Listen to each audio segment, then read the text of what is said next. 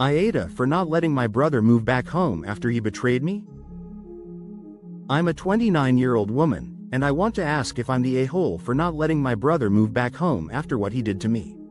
I bought a small 3-bedroom house 3 years ago.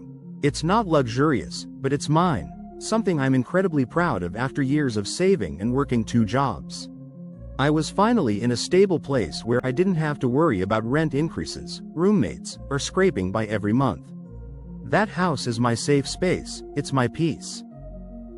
My younger brother, Kyle, is 26. We grew up with just our mom after our dad left. She worked long hours to keep food on the table, and I sort of became a second parent, helping with homework, cooking dinner, keeping the house clean, and putting Kyle to bed when mom was doing night shifts. I didn't resent it at the time, I just thought that's what family did. But Kyle has always been different. He's charming, funny, and always knows how to talk his way out of things, but he's also reckless. The kind of person who can spin a mistake into a sob story that makes you feel guilty for even being upset. When I was working double shifts to help mom pay rent, Kyle was finding himself. When I was saving for college, he was out partying and living in the moment. About 5 years ago, Kyle moved in with a girlfriend named Jenna. He told us he was finally ready to settle down and get serious about his life. For the first time, I really thought he might be growing up. But within months, he started calling me, saying his car payment was late, or his rent was short, or Jenna was mad at him and he needed help, just until payday. It started with $40, then $100, and eventually became thousands of dollars I never saw again. He always promised to pay me back, but that day never came. Eventually, I stopped lending him money. That caused a huge fight, and we didn't talk for almost a year. He said I was selfish and that family should help family, no matter what. But I had learned that helping him usually meant hurting myself. Last year, Kyle reached out again. He said he wanted to make amends and asked if he could crash at my place, just for a few weeks, while he got back on his feet. He said he was done being irresponsible, that he just needed a second chance. Against my better judgment, I said yes. I told myself people change, and maybe this was him trying to fix things.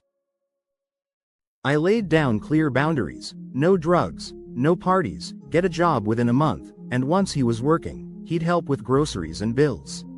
He agreed without hesitation and promised he wouldn't let me down. At first, it went surprisingly well. He was polite, cleaned up after himself, helped around the house, and even got a job at a car dealership. For a while, I really thought he had changed. I was even a little proud of him. But then small things started to feel off. He'd come home late, sometimes smelling like weed, and his work hours didn't line up with what he told me. Once, I caught him lying about being at work when I ran into one of his coworkers at the grocery store. Then my Wi-Fi bill suddenly spiked, and I found out he was downloading movies illegally. When I confronted him, he laughed and said, "Relax, sis, everyone does it." He treated every boundary like a joke. One afternoon, I came home early and noticed my bedroom door slightly open. Inside, Kyle was sitting at my desk using my laptop. When he saw me, he froze like a deer in headlights. I asked what he was doing, and he said, "Just checking the weather." Something in my gut told me that was a lie. Later that night, I checked my browser history and my stomach dropped. He had opened my banking app, my email, and even my work portal. When I checked my accounts, I saw it, $1,200 transferred from my bank to his Venmo. When I confronted him, he didn't even look guilty. He smirked and said, "You always told me you'd help me if I needed it.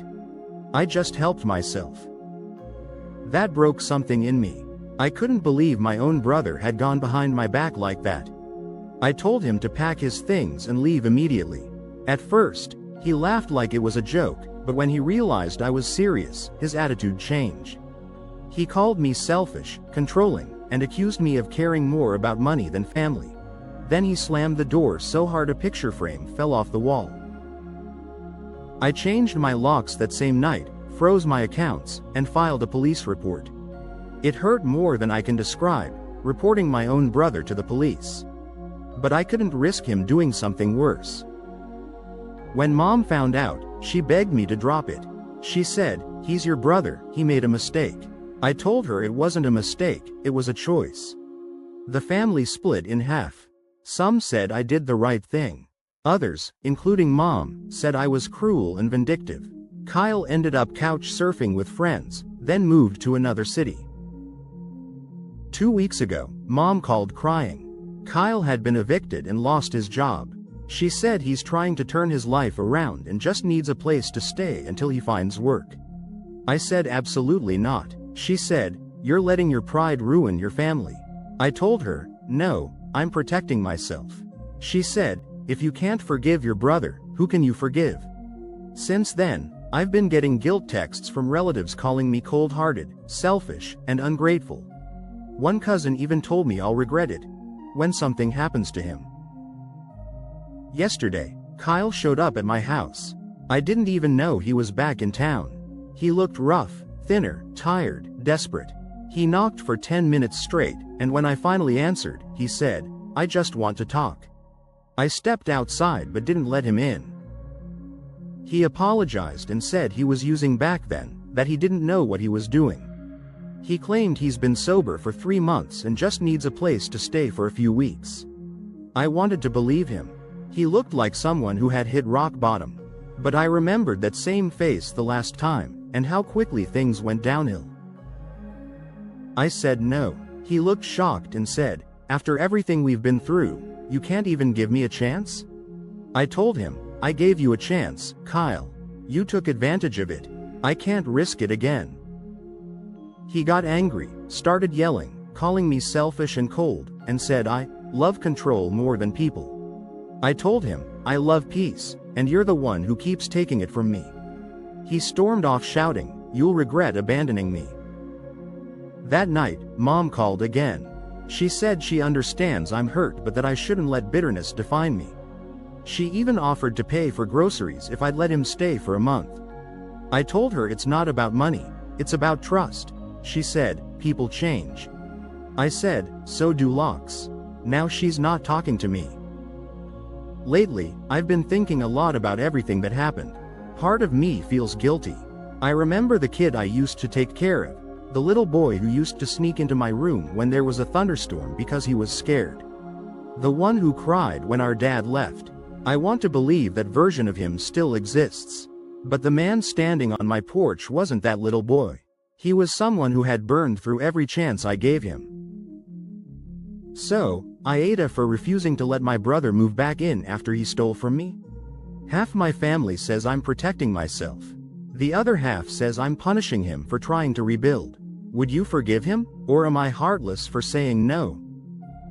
A few days later, I texted him. I told him I'm proud he's getting clean but that living together wouldn't be healthy for either of us. I even offered to help him apply for rental assistance or a shelter program. He never replied. Instead, he posted on Facebook, "Some people pretend to be family until you need them." It hurt, but I actually feel at peace. I'm done being his safety net. I guess I'm not the a-hole, just tired. And that's the video. Thanks for watching. Hope you enjoyed hearing what Reddit had to say. Now tell me in the comments, AITA for not letting my brother move back home after he betrayed me? I'll see you in the next one.